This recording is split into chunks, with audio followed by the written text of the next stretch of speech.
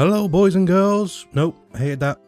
Hello ladies and gentlemen, and welcome to the Highland Reserve. Today we are back doing another favour for a farmer.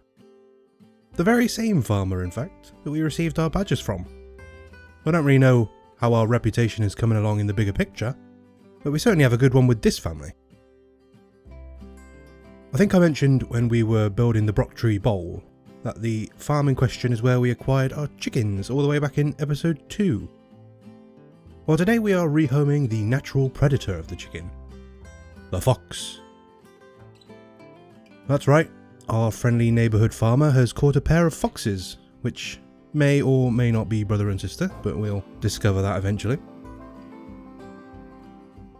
The farm doesn't have a lot of chickens, mostly just for their own use, which is why they were happy to give us some of their older egg layers to begin with. They sort of become part of the family, so it's a lot nicer to see them live out their sunset years in a place like this, rather than have to use them for the Sunday roast. Anyway, they caught these foxes trying to infiltrate one of their hen houses and asked if we'd be willing to take them, and of course, after the success of the badger habitat, how could we say no? It did also open some doors for negotiations for another species that I have been after ever since we opened. So with any luck, we'll be able to introduce those in the next episode. I wanted to put this enclosure near the entrance, where we had a good amount of space already. Which may have been a tactical error in hindsight, as this turned out to be the highest rated animal in the zoo. For now at least, which is generally better off at the furthest part of the zoo, so guests have more reason to adventure to every corner of the zoo. No matter, I think this place will be small enough that it won't be too much of an issue. Besides, I'm pretty sure that our badgers are the real stars of this show. I wanted to start this enclosure with a bit of an airlock. Or, not quite an airlock, because there's only one door, but a prep room, let's say. This is the first zoo, by the way, that I've really bothered with frames for doors and windows, which are a small detail, but they have quite a large impact on the aesthetic of a building. I use different building materials for the prep area and the guest-facing portion of the building. These rustic pieces have an old, classic feel to them. Some might even say rustic. But it feels like they could have already existed here as old barns or farmhouses, and either been repurposed or rebuilt in a better area. So for this, the stone was probably collected from a collapsed building that's fallen to the elements, and built again as a small indoor area for the foxes. However, it wouldn't be suitable for the storage of food and toys, or whatever's needed and stored in a prep area, so a more modern building was built to accommodate these needs. The foxes have a burrow anyway that they use, so this is more just for show and to give the keepers a bit of cover when they're accessing the enclosure.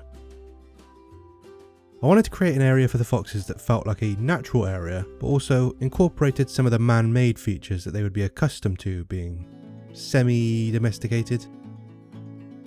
I know they're not like dogs or cats, but they're adapting to live alongside humans in an urban environment. I use rock walls for one side of the enclosure and hedgerows for the other, as both of these are deliberate man-made boundaries, or man-planted boundaries? In a real habitat, these would in no way prevent the fox from escaping, but these foxes are so content with the life they've been given that they just accept their fate and don't even try. That's the service we provide here at the Highland Reserve. So far, the badger habitat is the first one that has been built with the guest viewing as a key factor. It needed to be a wild environment with plenty of places to hide, but it also needed adequate viewing for the guests, particularly as it is quite a large enclosure, so I had to consider how to display the animals effectively. This fox habitat was built with display as a primary drive, and the natural elements were just the icing on the cake. I built this habitat on a downhill slope, with the bottom being below the guest level. This allows guests to see the whole area more clearly. We still have hiding places, although admittedly there were some stress concerns initially. But with a bit of an upgrade to the viewing area, we managed to resolve those fairly easily. If you're a fan of Planet Zoo on YouTube, you've probably heard of all the big name builders. I'm not going to list them because I'll probably forget someone and offend them by accident, or their fans. I don't want to do that. But you can learn a lot from watching them. I use some influences from Caesar in this enclosure, for the rocks in particular. Not as detailed obviously, but the use of layered textures to create a craggy, natural ground texture is something that I really like. I'm still testing the waters with some things, some techniques, you know. A smarter person might have practiced before making videos, but I thought it'd be more interesting to, you know, be able to look back on where it all started and see the difference. I think I've said before, my goal for this series is to have every animal and, you know, to build conservation zoos. And that's the core of the gameplay goals. But my personal goal is to learn how to make videos. So with each zoo, I'll be taking what I've liked the most and developing my style and direction to improve what I'm putting out. So hopefully you'll notice improvements as we go on. And then maybe in a year or two, you'll be able to look back at these videos now and appreciate how far it's come.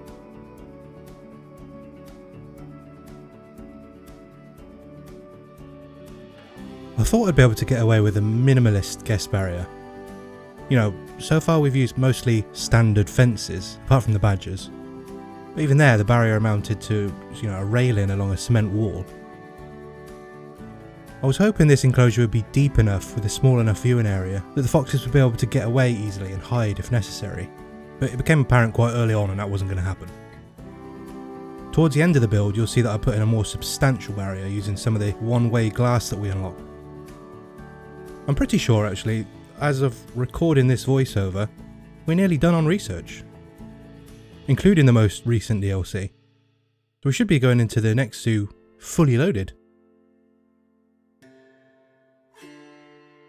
Here's a question for any Planet Zoo lovers out there. Has anyone worked out an optimal number of keepers to habitats ratio? Some people have said 2 keepers for every 3 enclosures, but I feel like they can deal with a bit more than that. I've been slowly increasing my staff here, but the only time I seem to have any issues is when I have a lot of animals in an enclosure, like with the sheep or the goats. Particularly if I've put a male in recently and they all start popping out babies at the same time. And it's always for cleanliness, you know, they start pooing faster than the keepers can clean it up. Otherwise there are no issues with being, you know, overworked or not getting things done, so I wonder if anyone's worked out an optimised ratio for that. Perhaps as long as I'm working in these smaller facilities like this one, it won't be a concern. There's still a few bits left to do, you know, the rocks and the foliage namely. Actually, on the rocks, this is what I picked up from Caesar's videos. I keep going back to Caesar, but it's because it's the one I've watched the most recently, and he does really detailed, intricate builds, so especially in the wildlife part, which is really the bit that I'm most interested in. What I picked up is you take the rocks, like the large, not flat, but the it's like a slab that a lot of people use for walls, turn it on its side and then flip it around. Take that piece and one edge of it, instead of being a sharp corner, it's like a gradually chipped away, so it creates a bit of a gradient when you stack it up.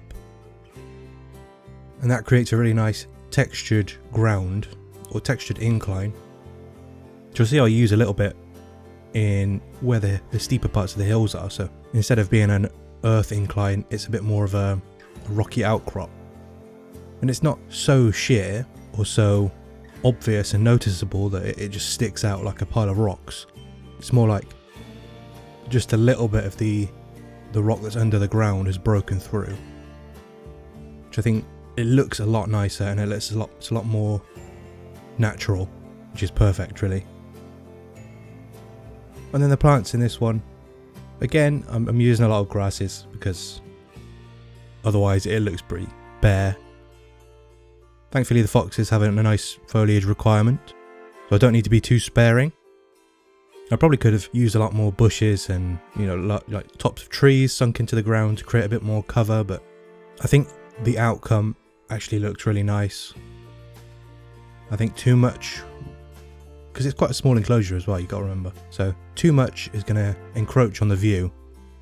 And as much as it's about the animal welfare, as long as they have places to hide and they have that cover from their guests, which we will bring in with the glass, as long as they have that, we need to make sure that we're maximising their appeal. So giving the guests the best view. I think finding that balance can be tricky, but once you get it, it really elevates your enclosures. Anyway, I think that's going to be enough from my voiceover. There's not much left. I think the last few videos have been quite short, so I've managed to keep some sort of narration going for most of the video, which I would rather have, to be honest, because when I'm watching a video I like to listen to someone talk. If I'm just watching a video of music, it kind of becomes background and I'm not paying attention to it. So I'm making an effort to keep the voiceover going as long as I can, and hopefully keep improving the quality as I go. So that's something I'm working on, to create better videos. So I'm constantly trying to improve. Anyway, as I said, I'm going to end the voiceover here and let you finish out the rest of the video with the music. I hope you've enjoyed this one. It's been a bit more interesting to watch, I think.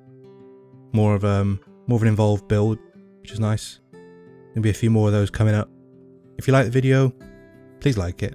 It does make me feel better. It doesn't really do anything for my channel at the moment, but it's always nice to know if people are enjoying what I'm making.